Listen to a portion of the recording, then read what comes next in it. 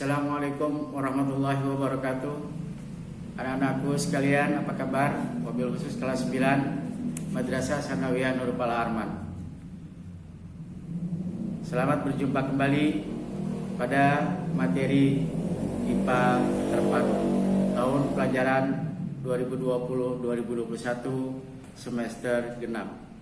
Semoga kita semua dalam keadaan lindungan Allah Subhanahu wa taala. Dan juga jangan lupa mematuhi protokol kesehatan karena kita masih dalam masa COVID-19 dan tetap menjaga 3M, memakai masker, mencuci tangan, menjaga jarak, menghindari kerumunan. Tetap semangat walau kita belajar dari jarak jauh. Sebelum kita memulai materi ini atau melanjutkan materi yang lalu, terlebih dahulu kita membacakan bismillah. Bismillahirrahmanirrahim. Kalian kemarin telah mencoba untuk melihat tentang produk makanan non susu hasil bioteknologi konvensional. Sekarang kita lanjutkan. Kalian telah mempelajari mengenai macam-macam produk makanan yang menerapkan prinsip bioteknologi konvensional dalam proses pembuatannya.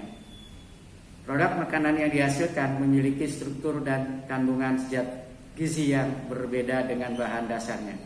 Nah, bagaimana perbedaan kandungan zat gizi pada bahan dasar yang digunakan dan hasil produknya? Kalian lihat itu di situ mengidentifikasi kandungan zat gizi dan pada makanan.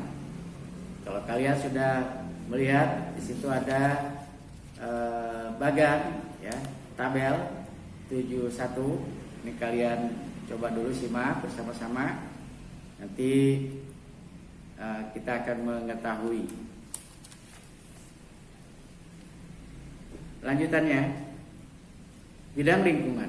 Dalam bioteknologi konvensional, beberapa jenis mikrob dapat dimanfaatkan di bidang lingkungan. Apa saja? Peranan bioteknologi di bidang lingkungan. Ayo kita lihat, ada kita membuat makanan tentang penerapan bioteknologi di bidang lingkungan. Kita simak di situ gambar sampai memang kalau kita di sekolah kita akan mencoba penghasil energi, pengelola limbah, pemisah logam dan bijinya. Nah, berdasarkan kegiatan, kalau kita sudah melakukan kegiatan itu ya tadi, kalian telah mengetahui tentang penerapan bioteknologi di bidang lingkungan. Dalam bioteknologi konvensional, beberapa jenis mikro dapat dimanfaatkan di bidang lingkungan, yaitu sebagai penghasil energi, pengolah limbah, dan pemisah logam dari bijinya. Melalui bioteknologi konvensional, para ilmuwan terus berupaya untuk menemukan energi ramah lingkungan.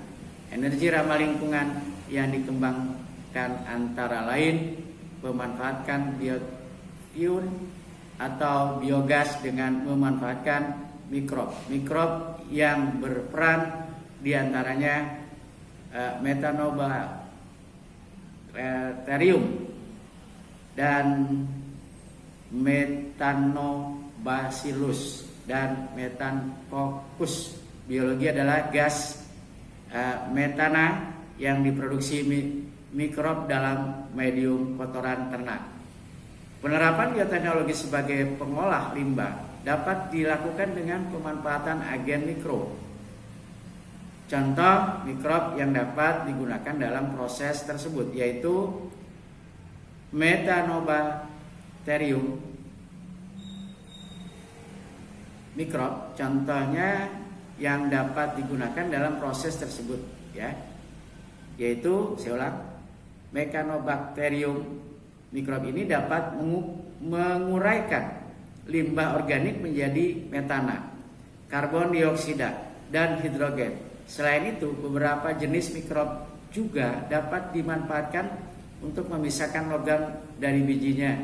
Mikrob yang dimanfaatkan adalah Thiobacillus feroxiodan. C. Bidang kesehatan. Bioteknologi konvensional dalam bidang kesehatan dapat diterapkan pada pembuatan antibiotik dan vaksin. Yang pertama, vaksin antibiotik. Antibiotik adalah senyawa yang dihasilkan oleh mikroorganisme untuk menghambat pertumbuhan mikroorganisme lain. Contoh, mikroorganisme yang dimanfaatkan dalam pembuatan antibiotik sebagai berikut: A. Jamur, Penicillium notatum dan Penicillium chrysogenum menghasilkan antibiotik penicillin untuk melawan infeksi yang disebabkan oleh bakteri Staphylococcus ya. B. Jamur Cephalosporium atau SP menghasilkan antibiotik. Bakteri C. Bakteri Staphylococcus ya, Griseis menghasilkan antibiotik streptomycin untuk membunuh bakteri yang kebal terhadap antibiotik penicillin dan cephalosporin. D. Bakteri Bacillus polymyxa dapat menghasilkan polymyxin. Bakteri Bacillus subtil dapat menghasilkan subtrasin dan bakteri Streptomyces dapat menghasilkan antibiotik tetracycline. 2. Vaksin. Vaksin merupakan suspensi mikroorganisme antigen, misalnya virus atau bakteri patogen yang toksinnya telah diamati atau dimatikan atau dilemahkan. Nah, prinsip dasar penggunaan vaksin adalah tubuh dapat menghasilkan antibodi untuk melawan serangan virus. Pemberian vaksinasi menyebabkan tubuh bereaksi membentuk antibodi sehingga kebal terhadap infeksi patogen di kemudian hari. Ya, sekarang sedang ramai ya. Jadi beberapa tipe vaksin yang dibuat melalui metode bioteknologi konvensional sebagai berikut. A. Vaksin yang berasal dari patogen yang telah dimatikan oleh bahan kimia atau pemanasan. Misalnya vaksin influenza, kolera, hepatitis A. Tipe vaksin ini hanya membentuk respon kekebalan sementara. B. Vaksin yang berasal dari patogen yang dilemahkan. Misalnya vaksin campak dan vaksin gondong. Tipe vaksin ini menimbulkan respon kekebalan yang lebih lama masanya. C. Vaksin yang berasal dari senyawa patogenik mikroorganisme yang dibuat tidak aktif, misalnya vaksin tetanus dan difteri. Nah, kalian telah memahami produk-produk dari penerapan bioteknologi konvensional. Nah, untuk memperdalam pemahaman mengenai materi ini, kita lihat di ini tentang computational thinking ya. Sampai kita lakukan sebuah kegiatan, memang ini tidak mudah ya. Nanti kita akan lanjutkan penerapan bioteknologi modern. Jadi akan kita simak lagi tentang bioteknologi modern. Kita akhiri materi kita kali ini. Sekali lagi kita minta kepada Allah SWT diberikan kesehatan walafiat. Dan saya informasikan buku LKS-nya sudah ada di sekolah.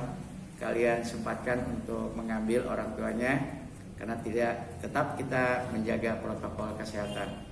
Kita akhiri dengan ucapan alhamdulillah. Kurang lebihnya mohon maaf. Billahi taufiq wal hidayah. Wassalamualaikum warahmatullahi wabarakatuh.